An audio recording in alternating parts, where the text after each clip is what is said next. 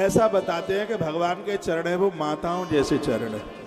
माताओं के चरण में विशेषता क्या है? माताओं के चरण लाल मां लिए हुए होते हैं और ये बहुत ज़्यादा शुभ होता है। आप पियर से ससुराल की तरफ जा रहे हैं तो बेटियों के पांव पर महावर लगाइए, इससे उसके पति की आरवल बढ़ती है, उसे उसके घर में आनंद होता है। महावर जानते हैं? अंगूठे से लेकर के पीछे तक ऐसे घुमा करके छोटी वाली उंगली के सहित दोनों उंगलियों के बीच में नाखूनों के ऊपर रखते रखते, और वो बड़ा सुंदर लगता है। महावर उसे बोलते हैं। हाथ में मेहंदी लगाई जाती है श्रृंगार आपके लिए।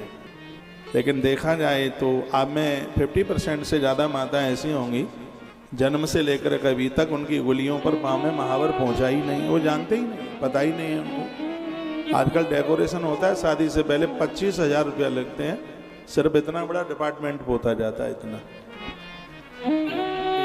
बड़ा उसको सजाया जाता है।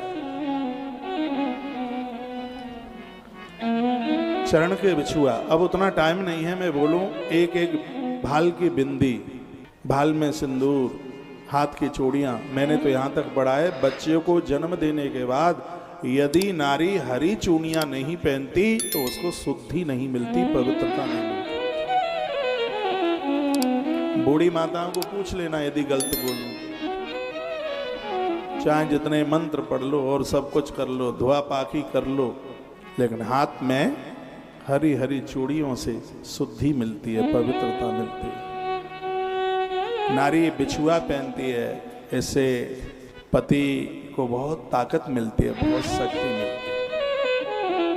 भाल की बिंदी अच्छे विचारों को लेकर के आती है। नारी एक भी दिन काजल के बिना नहीं रहती। जिस नारी को पति है रोज काजल, जैसे हनुमान को सिंदूर, नारी आंख में काजल लगाती है, पतिव्रता नारी। बहुत बातें हैं, बहुत चीजें हैं। मेरी बहनों, मेरी व्यासपीठ की बात मान लो, घर में आनंद ही आनंद होगा। कहीं इधर उधर भटकना ही नहीं पड़ेगा तुम्हें, कहीं समाधान के लिए जाना ही नहीं पड़ेगा। आनंद तो तुम्हारे घर में ही है सब। ऐसा कुछ जीवन जिया जावे, आनंद हो जावे। भोर में जागते हैं, मत्था रख के धरती माता को वंदन प्रणाम कर, कहो प्रभु आपकी बड़ी कृपा, आपकी कृपा से आज का दिन सुबह का फिर बड़ों के बुजुर्गों के दर्शन करो, गंगा माई का नित्य स्मरण करो।